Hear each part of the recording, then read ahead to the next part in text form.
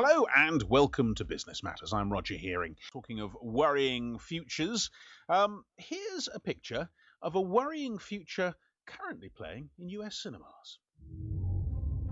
The reason I'm here today is to encourage the U.S. Congress to take action to protect our country from its most imminent threat. Electricity would cease, the internet would go down, and the banking system. The smokescreen of national security used by government at every level. A strong America is the only thing standing in the way. Country only needs a little chaos. I'm just so afraid of the world that you're going to have to grow up in. This is a time, man, woman, young or old, when folks run and hide. Or they pull up their bootstraps and they fight. When you sell your soul, it's a one-time thing. There's no going back. Well, we're not talking about 3D printing, but that's a film which came out this month in the US, and it's called Amerigeddon. See what they did there? And was directed by Mike Norris, the son of Chuck Norris. Now, it's fiction, of course, but it plays to a fear felt by many Americans. Societal breakdown, chaos, anarchy. What to do? Well, get an underground shelter to sit out the coming storm, of course. Well, Robert Vicino is boss of Vivos. Now, that's a company specializing in survival shelters, and he spoke to us from San Diego. We provide a life assurance solution for whatever may happen in our future, whatever catastrophes may be ahead, and those may be man-made or acts of God or nature. This is a sound-minded thing to do. So if I come to you and I say I want an underground shelter, I mean, how much am I going to shell out, and what are you going to do for me? Well, we're going to either build you a private shelter if you can afford that and you have the right parcel of land to put it on. Preferably, you're going to join one of our community shelters where you're going to co-own a shelter, let's say, that's worth a replacement value of 25 million euros. Your cost of entry will be as little as $35,000. And what you're going to get in exchange is this co-ownership in a shelter that is designed to accommodate X number of people very comfortably, complete with food, fuel, water, medications, clothing, everything you're going to need to survive for as much as a year or more. What do you imagine are the kind of threats that would make such a thing necessary? Whoa, let's see. We can start with a simple economic collapse. You won't have any banking. You probably will have a shortage of food. Businesses will start to fold up. We might have a terrorist action that leads to nukes going off in various parts of the world. We might have World War III, and certainly there are those that believe we're on the verge of it at this time.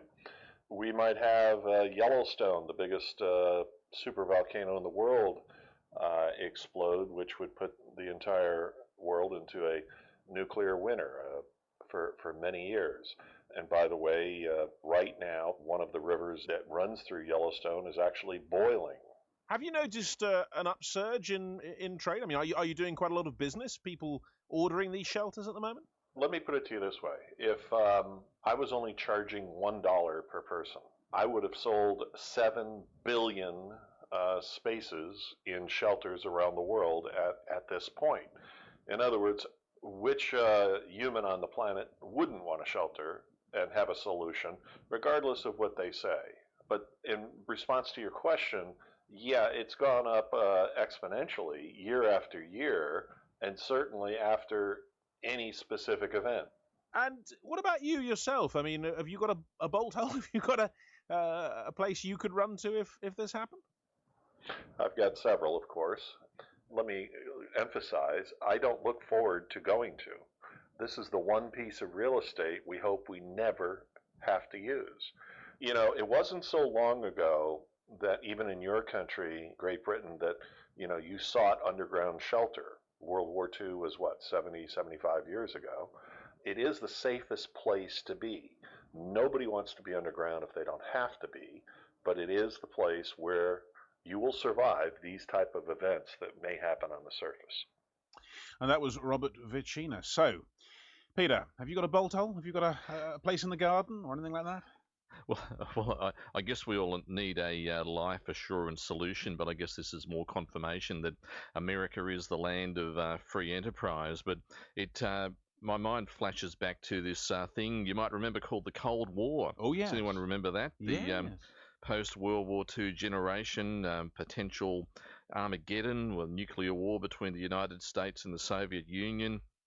Fallout shelters built in backyards around America. And I remember when the ABC sent me to Washington in 1990, the remnants were still there, fallout shelters all around town, signs pointing to them, usually in basements of schools, even under the US Congress.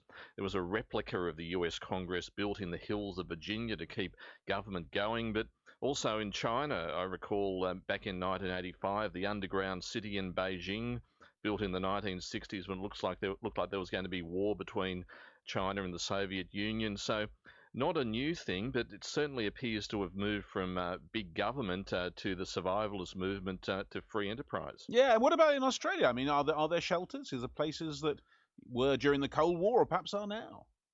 Well, not during the Cold War that I can recall, but I know that my mother, being a World War II child, that there were shelters built in schoolyards. But the bigger threat, of course, was from Japan at the time, particularly around those coastal Well, areas. in Darwin, of Sydney course, and they bombed Newcastle. Darwin, didn't they?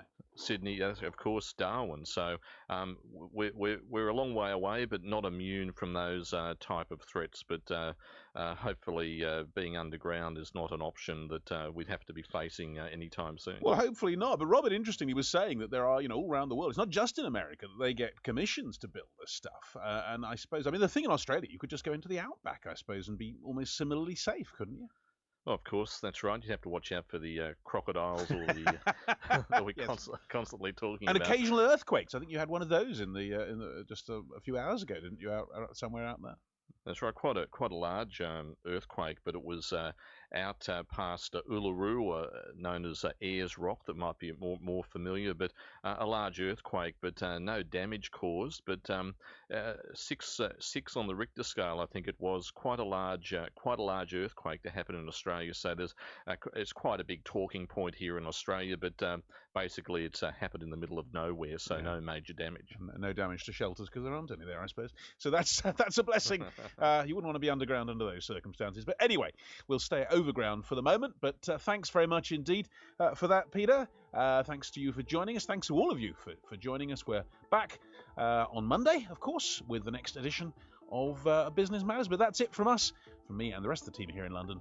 Thanks, bye-bye, and have a good weekend.